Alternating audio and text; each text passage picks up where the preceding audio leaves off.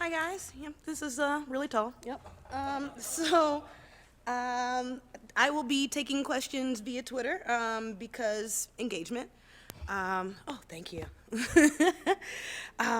So everybody got what they need as far as asking questions. Does anybody not have a Twitter account? Good. Excellent. So if you have any questions, let me know. Send me a tweet. We will answer them once we're done. So. WordPress rules of engagement. Social engagement is super important. Before we get started, I'm just going to preface this by saying the slides are going to have a lot of information. Don't get overwhelmed. I did a lot of research for you, so these are going to be for you to take home and use for your own brand. So let's get started playing the Don't Say game, shall we? So we will go over why to use social media, how to engage with your audience, and what to use for your WordPress site to make your social engagement a lot easier. All right, so first, why is it important? Too often do I hear, I have a website now, but nobody comes to it. Why? You have to engage. You have to let people know that you exist. People seem to think that WordPress sites are like this field of dreams, and if you build it, they will come. They won't. WordPress is particularly good at content. Content is a lot of times going to drive your engagement, and social media is going to drive that content for you. So why social? So social media is a huge market. It's billions of people that are voluntarily signing up for content. Why is yours not there? Looking at it from a global perspective, there are 7.3 billion people on the planet. 2.3 billion of those people are on social media. That's a huge number. It's a huge pool of people that you're leaving on the table. So as far as social media use goes, you definitely want to do some research as it pertains to platforms. What platforms are going to be best for your brand? Which ones will benefit you. If you have a brand that is focused on a younger demographic, you may want to start looking at Instagram. If you have something that translates beyond age, Facebook may be better for you.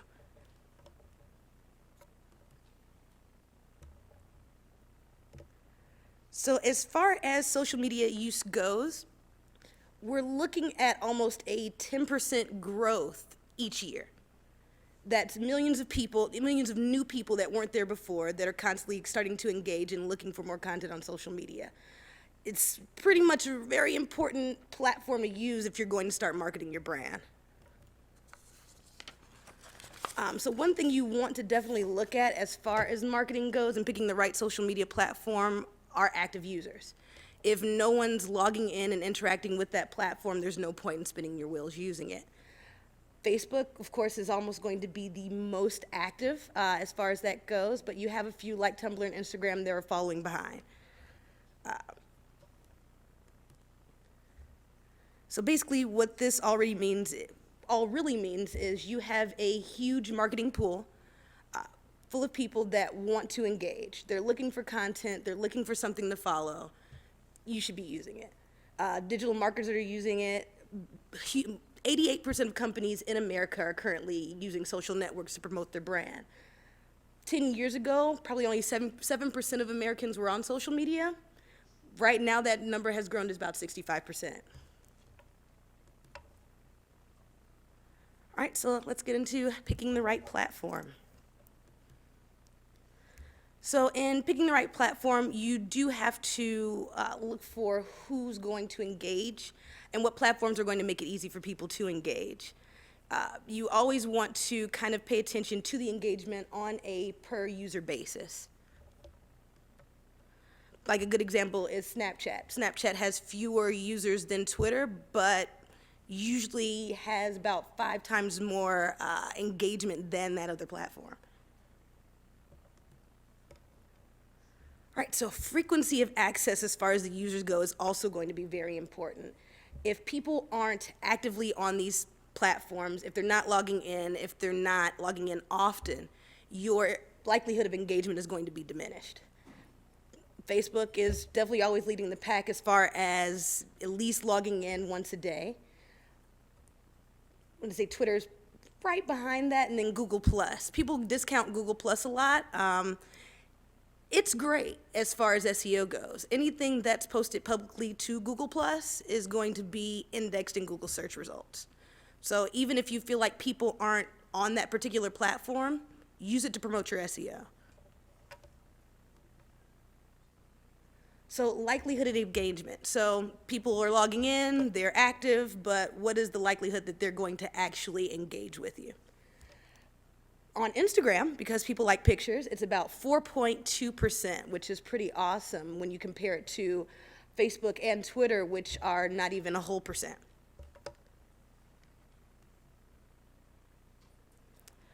So the basics as far as engagement goes, you want to always remember that toward the end of the week, your engagement is going to be higher. You want to look at good traffic patterns because within the first couple hours, you're going to get the highest probability of engagement. Tweets with 1 to 2 hashtags are usually going to get more engagement than others. You don't want to bury your content under hashtags.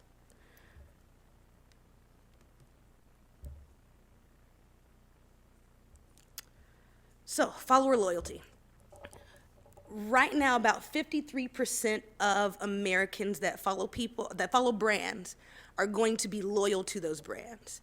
What that means is just because they follow you, chances are they're more likely to not only engage, but if you have something to sell, they're willing to buy it.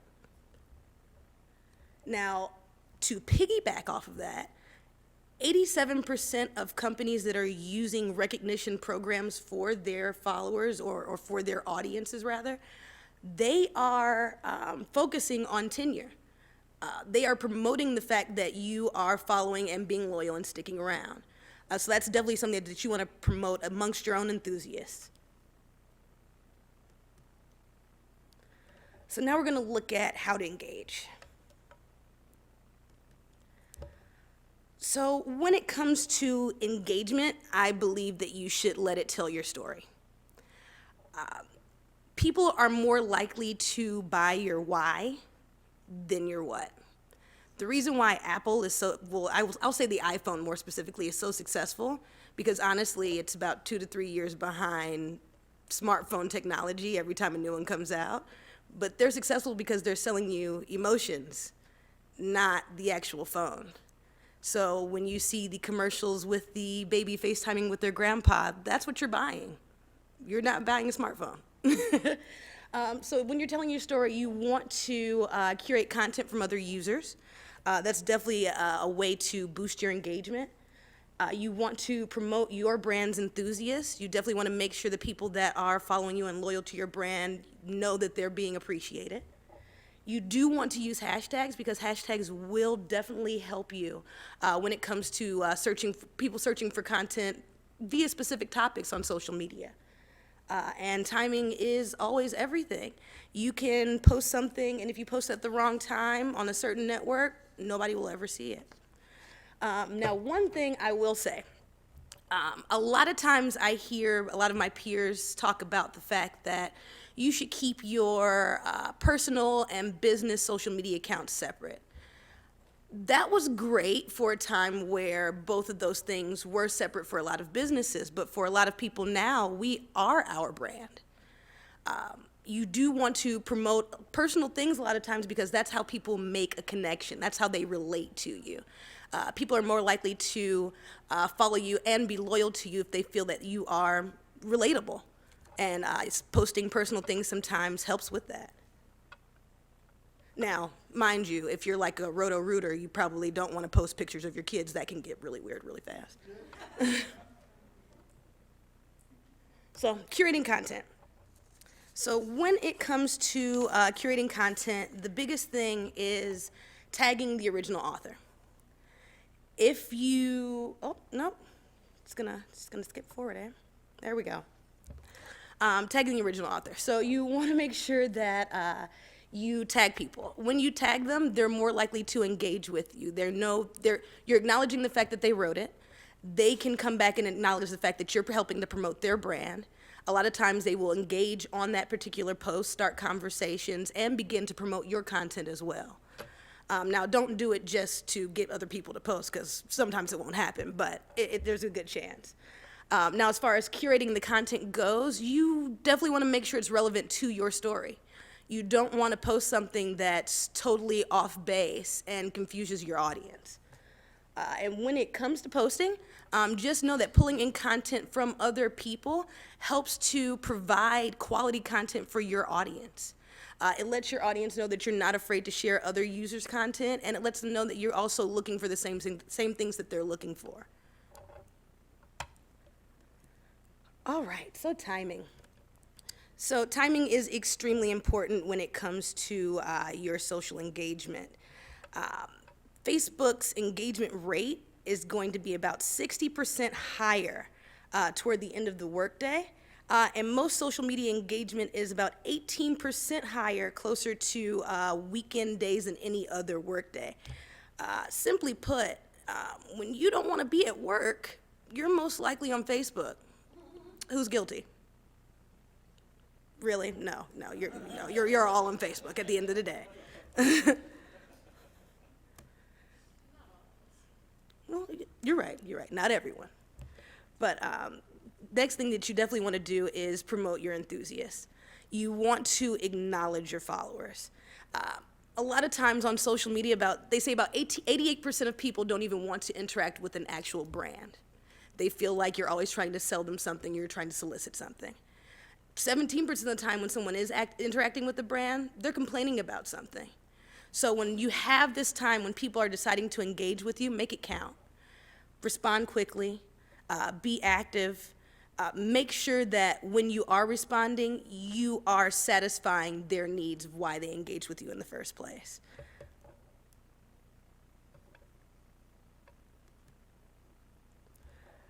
Hashtags. So people are always looking for content when they're on social media. That's the whole point. A lot of times people are looking for something specific.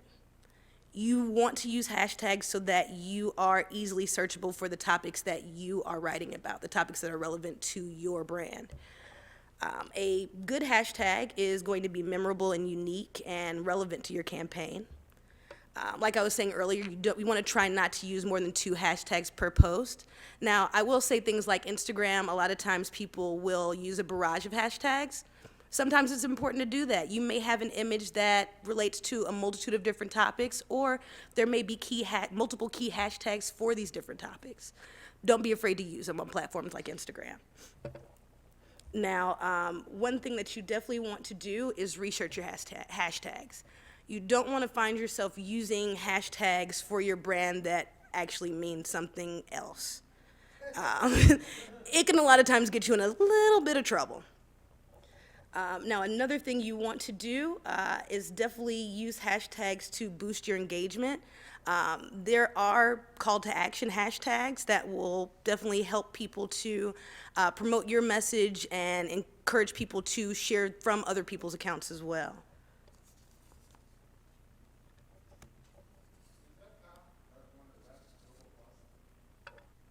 Top right green?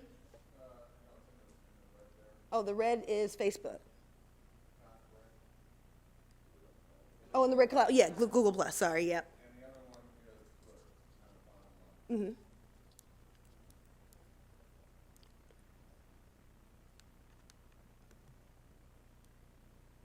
Okay, so I gave a list of a few ways to engage. There are a multitude of different types of campaigns you can run in order to boost engagement. A couple of my favorites are asking questions creatively.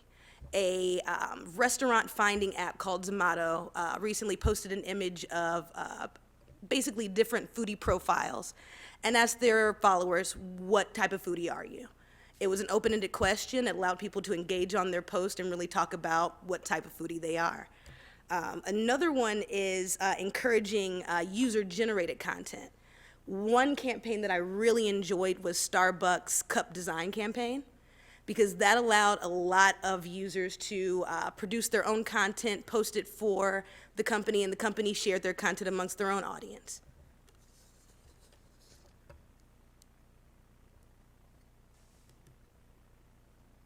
Okay, so getting down to the what to use part. So you definitely want to use plugins for your site. That's what WordPress is all about. But one thing I don't want people to be afraid of are APIs. APIs can help you so much with your WordPress site, and I feel like people avoid them because they can be a little scary.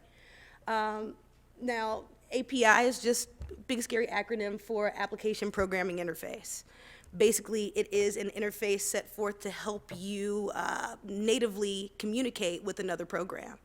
Instead of going into your WordPress site and manipulating the core code, because once you do that, it's no longer WordPress, you can utilize the APIs that WordPress and other social media platforms provide to build out your own plugins or even create widgets on your website that pull in or curate your own content.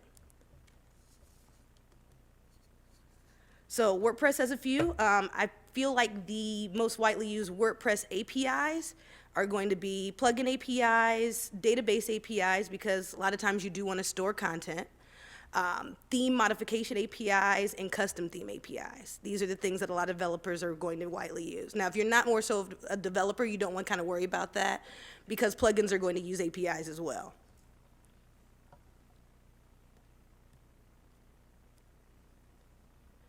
Okay, so content curation plugins. You want to have something that may pull in information for you. A lot of people like RSS aggregators. It will help you with, if you're not if you don't feel like you're good at blogging, use an RSS aggregator to pull in content from other people's blogs, other sites, other articles. Definitely cite them.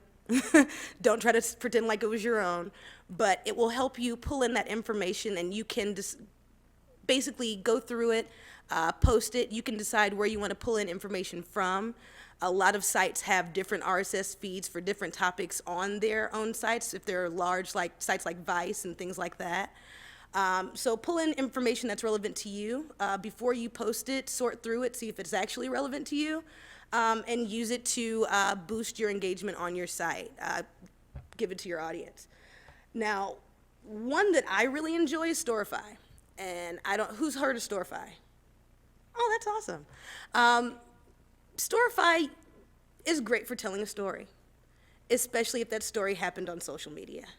Storify will allow you to pull in posts from social media and put it into a post on your own site in order to display different tweets, posts on Facebook, and things of that nature.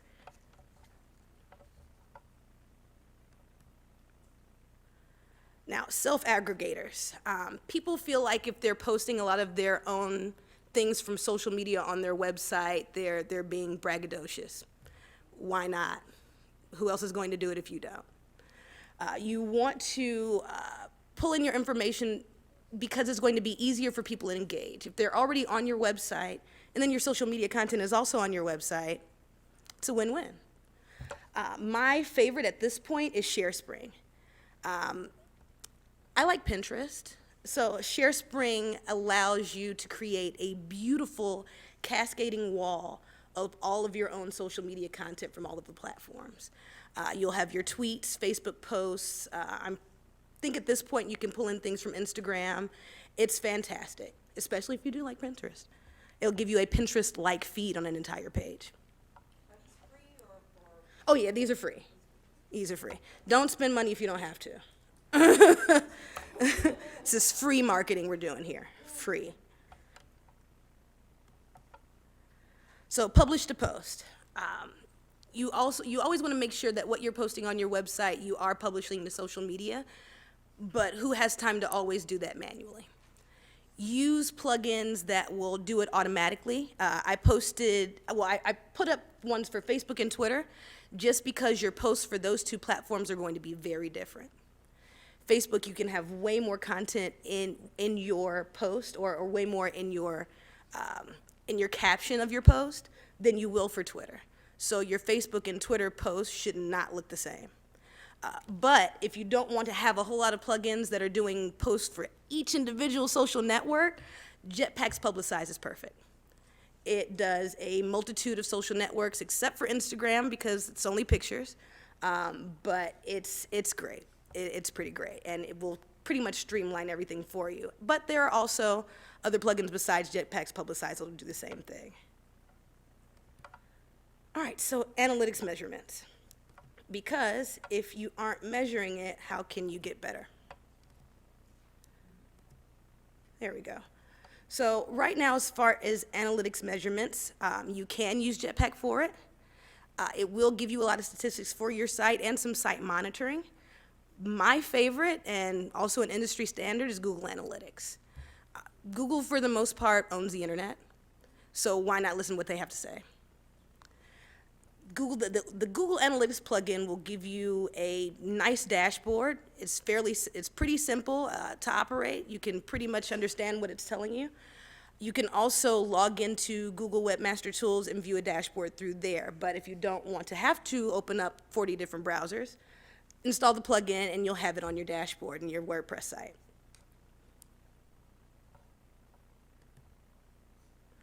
All right, so another important measurement, I think, is your cloud score. The other three options that I showed will definitely measure your engagement. Clout will more so let you know how much influence that engagement has gotten you. And influence is a big deal if you want to go from hobbyist to professional. You have to be able to influence people to take action. If you have an e-commerce store, something about your engagement has to influence people to buy. So cloud is a great way to figure out how much influence you actually have with the engagement that you're putting out there. Like I said, if you're not measuring what you're doing, how can you improve on the good things that you're trying? Oh, and another thing about cloud, people might think it's really hard to connect it to your WordPress site. It really isn't. You can just use Jetpack. Really simple. It's like about 3 steps. You log into Jetpack, connect it to your WordPress.com account, and then log into Cloud with your WordPress.com account, and boom. All of your posts are adding to your cloud score. All right, let others do the work. You can spin your wheels for hours trying to figure out how you can reach audiences that you don't have the market for, that you're not a part of. Let your users do the work for you, but make it easy for them. Use social share buttons, and don't bury them on your pages. Put them at the top of the page. There's nothing wrong with that. Plugins like Dig will give you great social share buttons to put at the top of your posts and pages.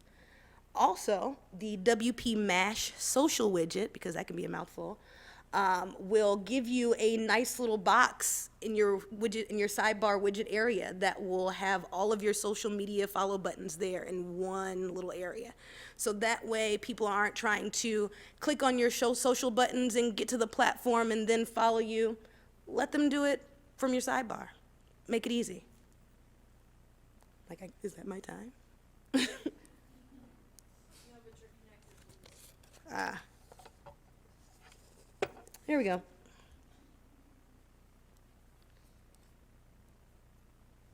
Okay. And with all that being said, doing the needful. Engagement is the needful. It is. You have to. That's the whole point. If you build a website and you leave it, why did you build the website in the first place? You want to make sure that you are pulling in content from others. That'll boost your visibility, allow people to engage with you. You want to make sure that when you're posting content, you are using social share buttons and different plugins to push the content to social media. Don't be afraid to self-aggregate, show off, display yourself on your own website. It's your website. If you don't promote yourself, who will? Use analytics plugins to measure your reach, your engagement, your influence, because if you do something well and you don't know that it's doing well, how do you know to keep building off of it? So that is my time. I mean, well, not my time, but those are my slides. You can follow me.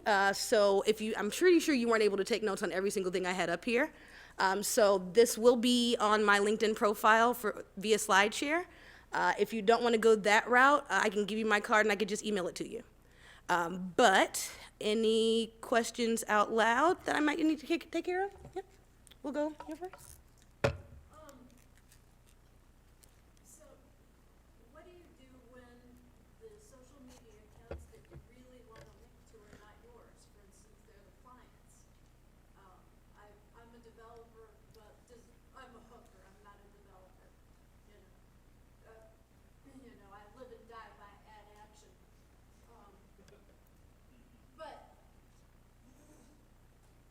it's perfectly easy, and as a matter of course, I hook up to Jetpack, hook all the sites up to Jetpack, so I can basically take care of the upgrades in 20 minutes instead of 20 hours. But then Jetpack says for publicize, why do I want to publicize the products on tennis machines to my follower group? You know, I want their followers to come to the site and check out the streaking machines and the ball machines and the court construction. Well, if I understand your question, And then somebody else, I want their feeds, to go to their clients, not to mine. well, if I understand your question correctly, and you do want to take over this responsibility for your client, Well, I do because I write their copy. well, then you want to start setting up their own accounts. They should have their own WordPress.com account. They should have their own clout account. They should have their own social media accounts. You don't want to connect yourself to their website. It should be all of their own things connected to their own website. Leave yourself out of it. Or connected to their editor account, because I so often make an editor account so they can, look at things. I do not give them an admin account, because I don't want them messing with things that can break. But yeah, as far as social media goes, connect their accounts. Okay. I wouldn't connect mine to I DJ. So if I build a doctor's website, I'm not going to connect my Facebook page to their feed. Well, exactly. So I wind up not publicizing, when I'm done with the post. And so they're losing a lot of juice. Now, are you saying that you're connecting the website to your WordPress.com account? Yeah, because one of the features of WordPress.com for a developer is you can go to WordPress.com and do all their plugin updates and, point core updates in one sitting. Now, another thing that you could use, Good for developers. So is there a way to keep that functionality, but also get the posts going to their social media accounts? Managed That's WP. Managed WP. Managed WP will allow you to set up your own clients, update their plugins, their themes, and you can still connect their websites to their own WordPress.com accounts. Okay. So use Managed WP to manage your clients. Push the updates through there. It'll allow you to separate clients. Clients can have multiple websites. It's a great platform.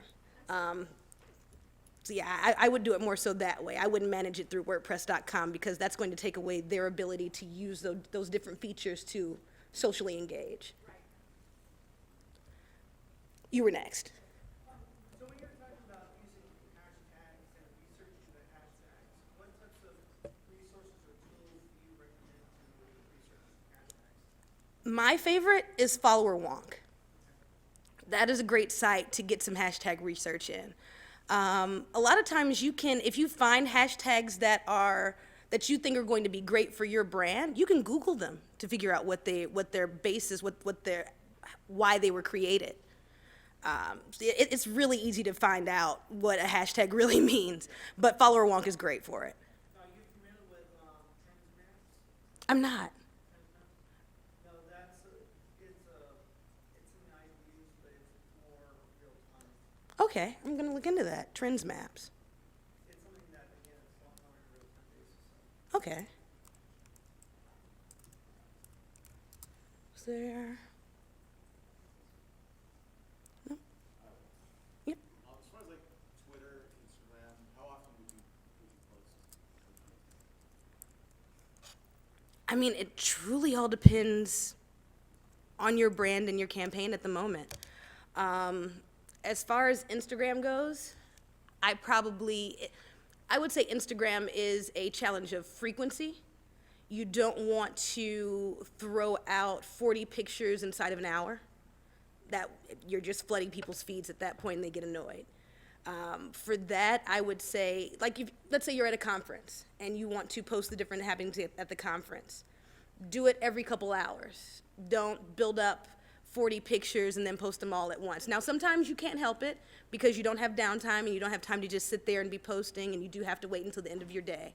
But if you can, and you can spread it out over the course of the day, every couple hours, something like that, definitely during high traffic times because that's important. I would say for things like that, maybe 2 to 3 times a day. I think per meals, breakfast, lunch, and dinner, or during. If you think about people's days, if you were the type of person to take public transportation, you're going to be on the phone on the train or bus. If you have a lunch break, you're probably going to check your social media during your lunch break. And then if you're not the one driving home, you're probably on Instagram on the way home. So you want to think about it as far as the course of people's day go. And like I said, towards the end of the day and the end of the week, people are on social media more frequently because they don't want to be at work. So, I do social media marketing. One of my clients, it's so funny, they were putting up a brew pub, and I discovered that their highest time is around 3:30 on Facebook. They're talking about happy hour, so hashtag craft beer, and they're on there. So you're spot on with the analytics. They'll tell you when's the best time to post, what time your followers are on. So it's really important Absolutely. to your analytics. yeah, another thing Clout will do, Clout will give you high traffic times, not only for the platforms, but also for the topics that you're an expert in. So yeah, definitely high traffic time. So yeah, I think that was almost my time. Was there anybody else I can squeeze in, Kim? You've got 4 minutes. 4 minutes? Anybody? No? Oh, in the, I just wanted to mention real quick that Buffer happens to be another app that I like to use a lot. you said bumper? Buffer. FFER. And they will actually do great option. They'll basically give you the option to check out exactly when your followers are looking at your feed. Okay. They will actually post out their posting based on that schedule for you automatically. So you can feed it and it will automatically throw it out for you. So a great automation tool. And then the other thing that I love to use is called Post Schedule. It's a WordPress plugin that will basically connect your social media channel and your WordPress blogging together, so you can actually post, like, edit and make your social media like posts inside of your WordPress app. Nice. Check it out. I definitely will, thank you. Right, yes. I was wondering if you had any specific tips for nonprofits and if you had any exemplars as to who does social media well in nonprofits. Ooh, nonprofits. That's a long conversation. Nonprofits that are doing well as social media goes. Yeah. Yeah, the American Yeah, Cancer American Ca- Society, yeah, those little. I would say, what is it, the Diabetes Association? What is the name of the Alzheimer's group? They're purple. I can't remember it. I'm like, I'll remember it. I'll be screaming it at 3 o'clock. But yeah, I'm gonna give you, we can talk about that. Because that's a long conversation. Just for nonprofits, yeah. But I think that's my time. Thank you, guys.